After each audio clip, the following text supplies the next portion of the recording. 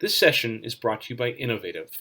Innovative is focused on accelerating libraries' impact on the world, sparking connections between libraries and their communities. Their newest product, Vega Discover, is an ultra-modern platform for public libraries that makes it easy for patrons to uncover and explore not just new titles, but also new authors and topics, with the simplicity they expect from modern technology.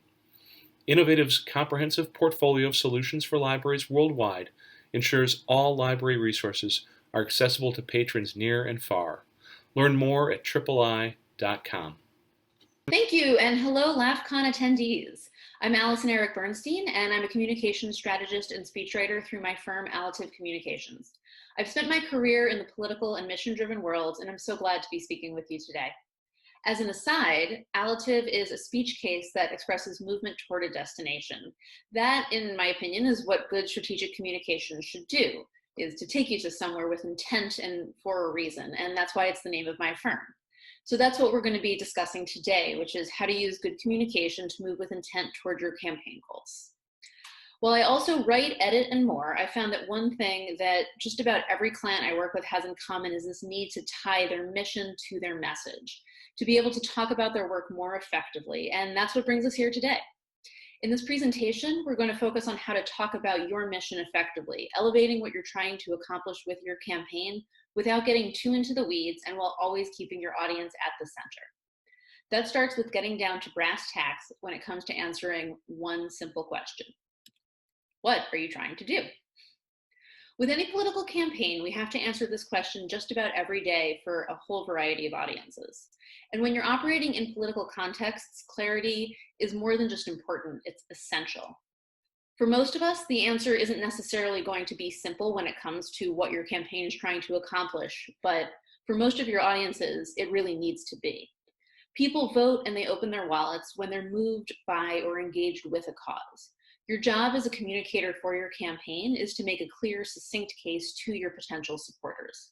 So when it comes to policymaking, local funding issues, and any and everything else that your work covers, it's true that the answers likely aren't actually that simple, but in messaging and in campaign communications, we need to start from a place of directness, getting to the heart of what it is that you want to accomplish and explaining that to your audience. So for those of you thinking, what is she talking about? We can't dumb it down, we can't simplify things. Let's reset. Good messaging really comes down to how your answer gets heard, by whom, and along what lines. You can be as painstakingly accurate as an itemized tax return here, but that won't really engage most listeners. Think about a lot of the effective issue campaigns that you may have witnessed in the past. The focus is never on the mechanics, on where the money is coming from or what percentage. It's on the people who are affected by these issues and by the changes that the campaign is working towards. Something like marriage is love, voting is a right, kids deserve an education. The mechanics are obviously part of the push, and you always want to be armed with facts, but they're not the core of your message. So even if your campaign is trying to do what you're trying to do in a variety of ways and with a variety of levels of complexity, it should always come back to this core, bigger picture thing that you're trying to accomplish. So in general, and certainly on social media as well as now on Zoom, attention spans are short and takeaways are limited. So getting to that one crucial central point is critical. If you lose your audience's attention, it's gone. They can close the window, they can ignore the tweet. That's pretty much it. And that's why the first piece of answering this question is more effectively considering your audience, who you want to speak to or write to, and how to do it in a way that the people you're talking to can connect with and understand easily. That includes stuff like avoiding jargon and technical language, which we'll talk about in a little bit. But as a campaign communicator, what you're really trying to do at the end of the day is to get people to care, donate, vote, and otherwise engage with your cause. The next thing to be thinking about is medium. That's how your answer to this question is being delivered. Talking one-on-one is different than tweeting, which is different than delivering a speech, developing a brochure, or any number of other ways that you might be communicating on behalf of your campaign. But again, you want all of those communications to be coming back to the same core place. And the last thing to think about is framing. Those are the terms in which you talk about your mission-driven work. That can take a bunch of different forms based on who your audience is and what mediums you're working in, for sure. But also, it depends on what it actually is you're trying to do. So Let's talk about audience. The audience is really the starting point of any good communication, whether it's a speech, a blog post, an op-ed, even tweets. It's all about the audience and how you're communicating with them. I always like to reference the king of fictional political communications here, Aaron Sorkin, is best known for writing The West Wing, who said, "Our responsibility is to captivate you for however long we've asked for your attention." So what that means is that your audience has short attention spans and little time available, so you need to make it worth it to them. Who your audience is and what's going to connect with them determines everything else, because again, good messaging comes back to how people hear and understand you. So in preparing, you want to think about your audience's WIFM. That stands for what's in it for me. You have to make listening to you in your audience's interest, or you'll lose them fast. So think about why they're coming to hear you in the first place. Do they want to laugh? Are they ready to be persuaded to write a check? Do they need information to go out and vote? Are they gearing up for an event? Is this, a friend who's taking some time out because they care about you? All of these things will affect how you structure and convey your points, from length to tone and beyond. You also want to be thinking about formality, something like an award acceptance speech versus a quick hello at a reception versus a rallying the troops at a big event, which I guess we don't have much of now, but hopefully someday soon. All of those require different tones and different lengths. An award acceptance speech is probably going to be much longer than a quick welcome at a cocktail reception. Another thing to keep in mind with your audience is that you don't want to talk down to or over them. You really want to talk to people. Whoever your audience is, however well-informed they are, they want to feel valued and understood, and they want to feel part of something, especially with campaign communications, and especially when those communications are about something as essential and community-oriented as libraries.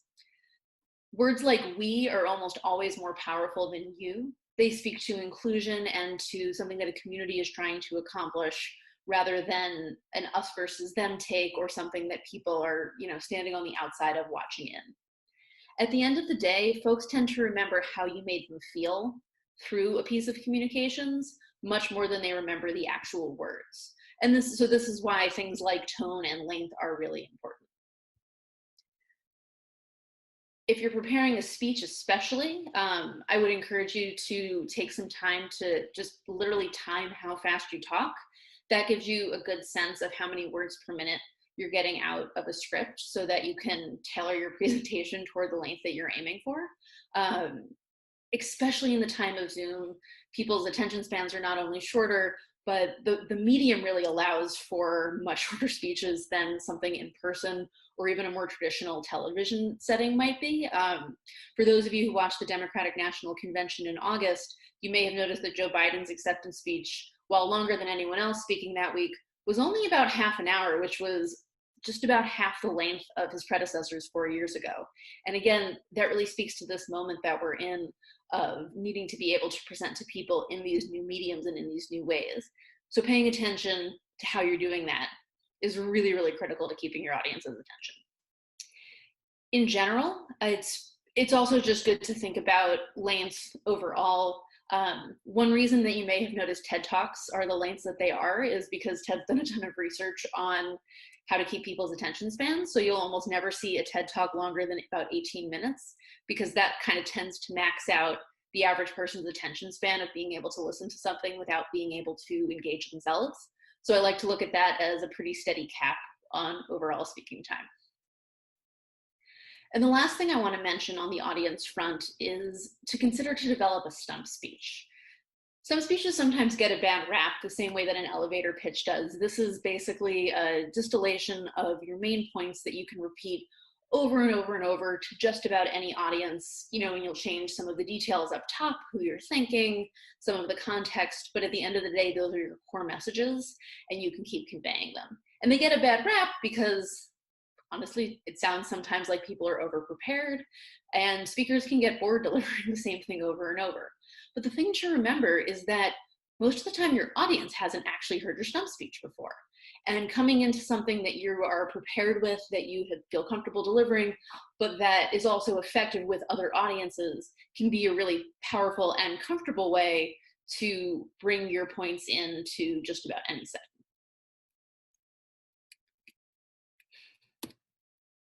So when we talk about communicating, especially over Zoom and in speaking contexts, what we're talking about in preparation is writing for the ear. And there's a lot of differences between text that's meant to be read versus heard. So especially when you're preparing a speech, and this is really true of social media and increasingly other digital content like emails as well, it's really important to remember not to write like you may have been taught to write in school. And it doesn't always feel correct, so to speak, to write like people talk, but when you're speaking in public, it's actually really important to get used to doing exactly that. At the end of the day, writing for the ear is writing like people talk. So you will have to unlearn some of the formality things that you may have learned in school, but at the end of the day, it's really key to being able to connect with people, to keep their attention, and to kind of connect with them as people and not just, an audience hearing words. So writing for the ear, as I say, is different than writing for the eye in a lot of ways, but the key things to keep in mind here are using accessible language that your audience can easily understand. So, short declarative sentences, very natural structure, not using big words that you may stumble over, and not using terms they may not recognize. You want to stick to simple and straightforward explanations. Remember that when people are listening to you speak, they can't scroll back up to check, what you said about something before. They need to be able to follow and remember, and to be able to understand all of the words you're saying without having to pause to Google them. You also want to think about how to tell stories and other ways to forge human connections. Those are even beyond statistics, just giving examples and verbal illustrations of what you're trying to convey can really connect with people. And especially when it's being delivered by a person rather than just read, it can be so powerful. You also want to just keep coming back to natural language. You use contractions, break grammar rules where you need to, pause for parentheticals, make jokes if it feels right, don't make jokes if it doesn't. Talking how people talk is how you sound human at the end of the day. Things to avoid, some of which I've already mentioned, are things like complicated words or really convoluted grammatical sentences. You don't want your listeners to mentally stumble over what you say. You want them to be able to hear it, absorb it, and follow you to the next sentence. To that end, you also want to avoid unwieldy acronyms and jargon, because you don't want to have to detour into definitions too far. You don't want to stumble over your own words, and you don't want your listeners to have to sit there and go, wait, what was it that they said? And it's okay if you need to define new terms or teach people something over the course of your speech, but you want to make those parts really clear and really straightforward early on so that people can, again, follow you through to the next sentence and not get lost in these weeds and details. And again, keeping track of your length. It is so critical to keep people's interests. So you want to keep coming back to those essential elements, because again, it's so easy to close a Zoom window and they won't be able to scroll back. Once you lose your audience's attention, you're done. And now more than ever, those attention spans are so limited. So using their time well and justifying why you're using their time is key. So now that we've discussed how to convey them, let's think about how you get to your key messaging tenets that you're going to be talking about. Let's think about a few different avenues for how to figure out what it is that you're trying to do with your campaign and different ways that you can answer that question effectively. So in my work, I work primarily with the nonprofit community, which talks a lot about terms like these: your mission, your purpose, visions, goals, and targets. And campaigns use these terms a lot as well, but we often use them interchangeably when in fact they all do really different things. And I do want to just admit, to be honest, you may find that there are other strategists out there who define each of these terms a little differently. They're not necessarily wrong, but ultimately these are tenets that every mission-driven organization, including a campaign, should know about itself. So I do want to go through them.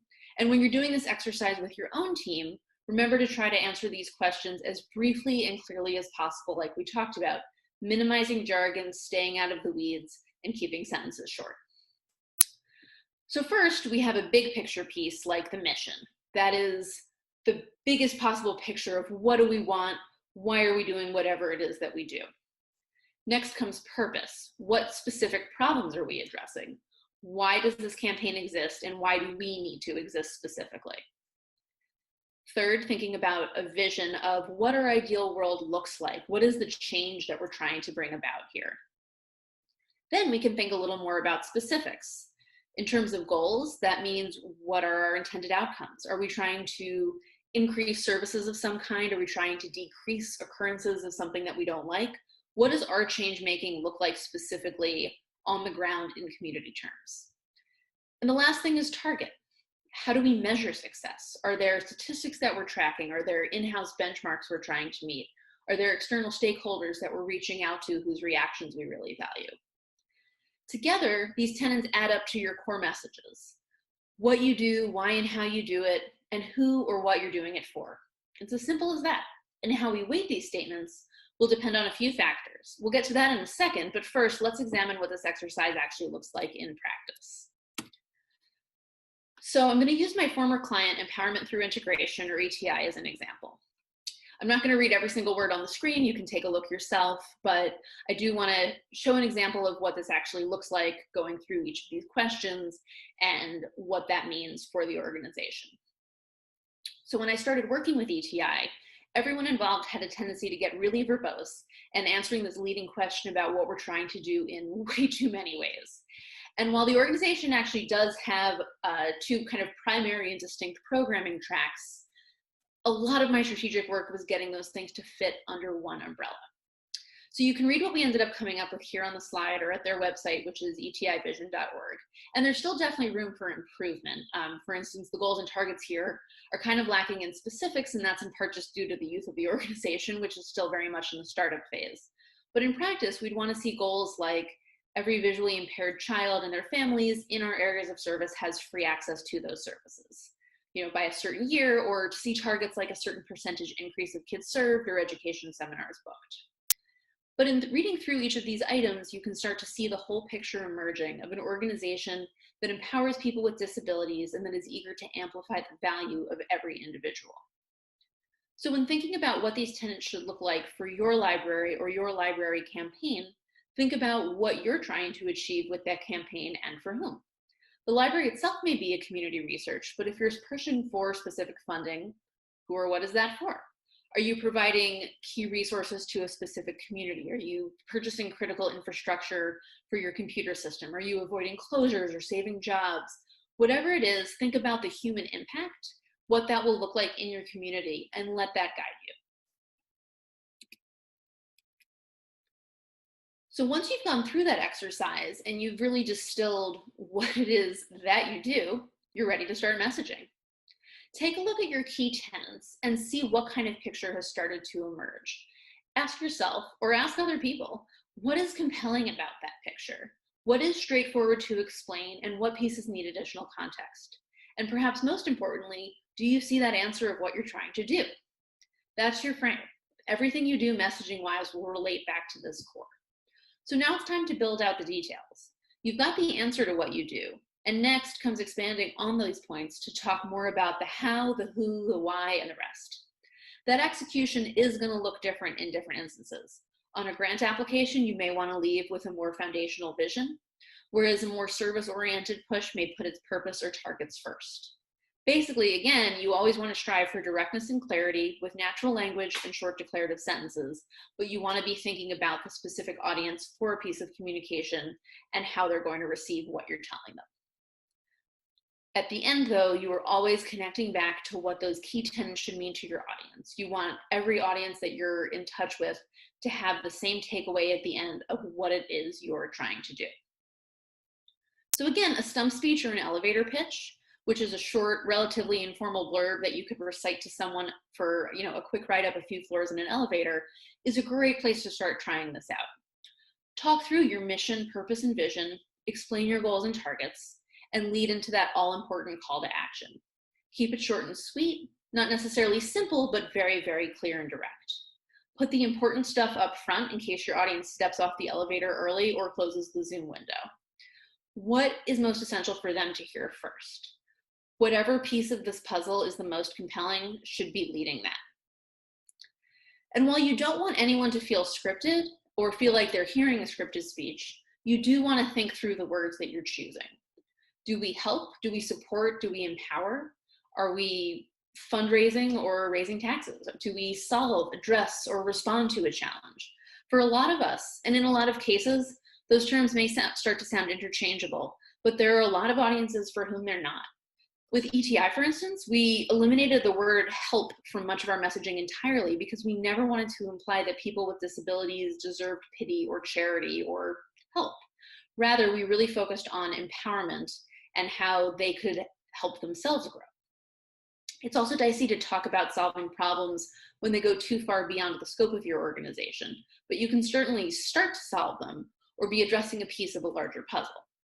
A lot of this obviously, again, will depend on context, but it's really worth thinking about what your audience is going to hear and if there are going to be specific words or phrases that will mean different things to them.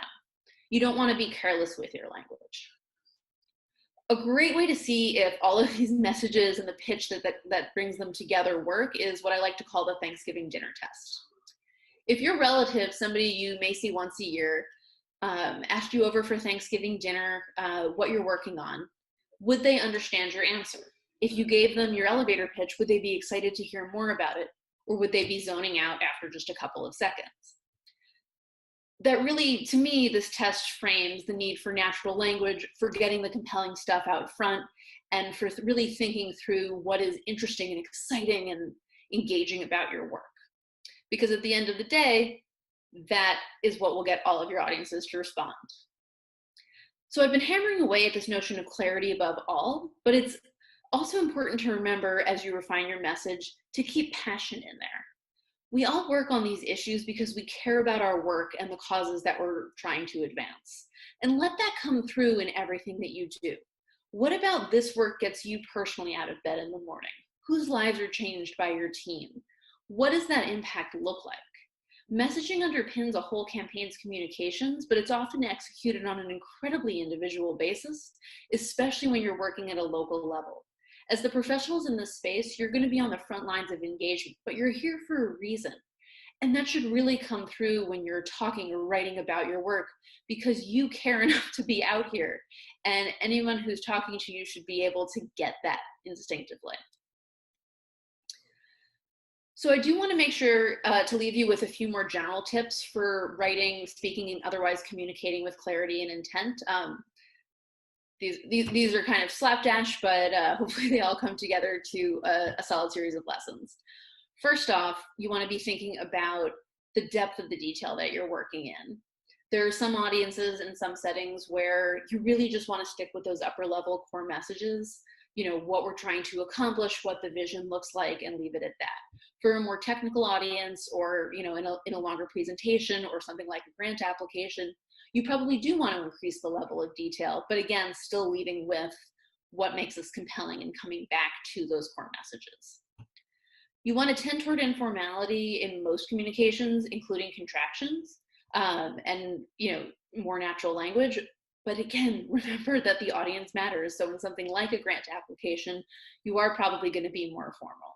But for online communications, speeches, and especially social media, informality is king. When you're speaking, use quotations sparingly.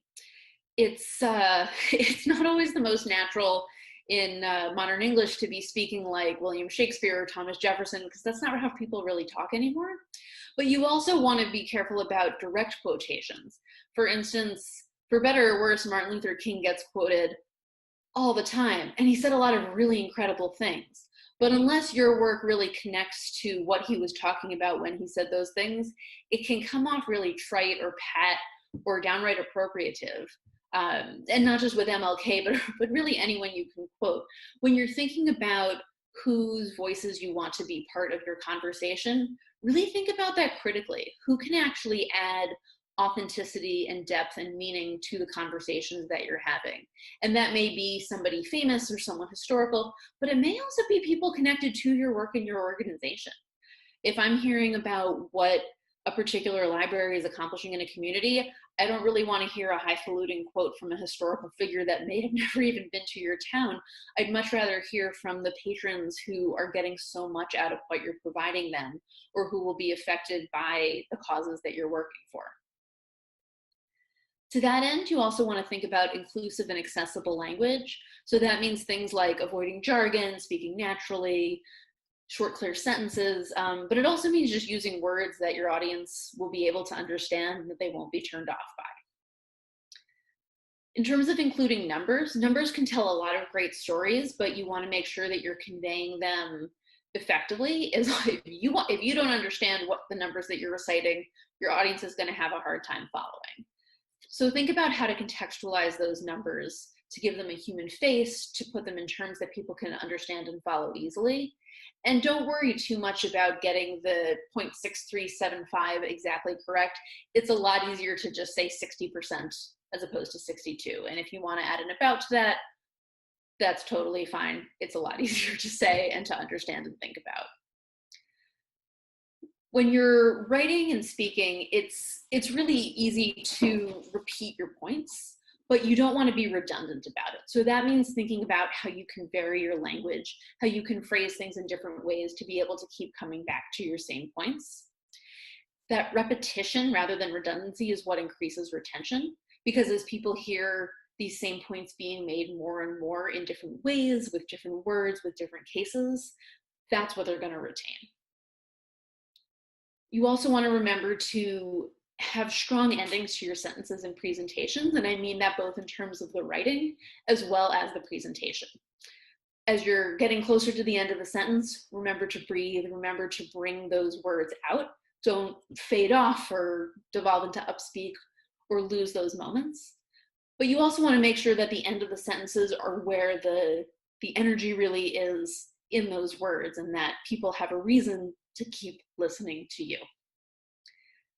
The last thing that I'll leave you with is thinking about how you use slides, just like I'm doing.